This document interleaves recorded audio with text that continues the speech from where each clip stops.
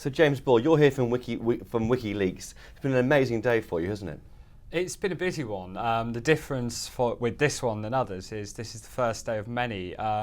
The stories today, whatever impact they've had, are from 219 of 251,000 cables. There's a long way to go yet. And how long will it last for? Will it be like MP expenses, which the Telegraph did so well? I think it will go on for months, yes. I think it will be very similar. It's the first wave, the papers will be going for weeks, and then there will be so much more. There'll be the countries that aren't covered, the topics that aren't covered, and the cables that actually hint at bigger stories that are going to need more work. So I think there's stuff in here that will keep people going for a long time with some really quite powerful stuff. Is the impact what you expected? You've cleared pages around the world. It's extraordinary, isn't it? I think so. I mean, it's an important release. It's the bits we might all kind of like looking at and be drawn to are the indiscretions and the gossip, but I think as today's Iran stories show, there's some real stuff of significance in here that matters, and I think that will continue to drive through the next few weeks. I mean, WikiLeaks had 5.2 million visitors in the 7 hours since it went live. That's pretty big. What's a normal day for WikiLeaks? I have no idea. But it's a lot more.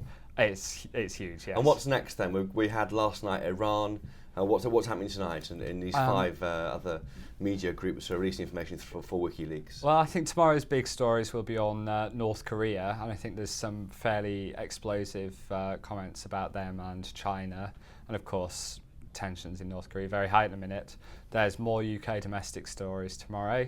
I think some Cameron material, and plenty more to come. You've got Israel, you've got Afghanistan, you've got the Vatican even. Really?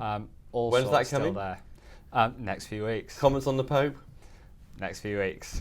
Well, it's extraordinary what you've done here. I mean, this is a victory for open journalism, isn't it? But this time you've chosen to release information through media outlets, the kind of dead tree press, you might think, rather than going global with the information straight away. Why is that? I think, WikiLeaks have partnered with media organisations several times before. It's partly to ensure the harm minimisation works, to get expert help on the redaction, and to persuade people to put the resources into it. But the 5 outlets now are the first outlets.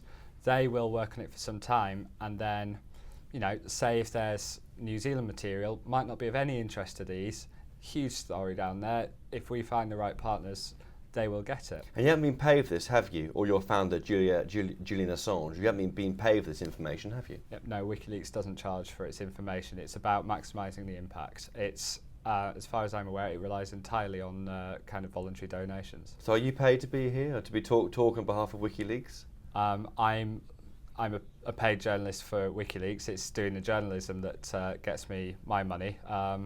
This is just trying to, keep the attention up. But it's the new thing. It's the new way of doing journalism now, isn't it? It's kind of, it's a data sourcing, it's data mining, it's aggregating disparate information. It is, and I think it shows that if you want to do these data stories right, if you want to be ready for leaks and information now, you're gonna have to learn how to get through it and how to find the stories of the data and turn them into English. And just find where is Julian Assange, this mythic character who runs WikiLeaks? I honestly can't remember where I last saw him. Tip of my tongue. Thank you. Thanks.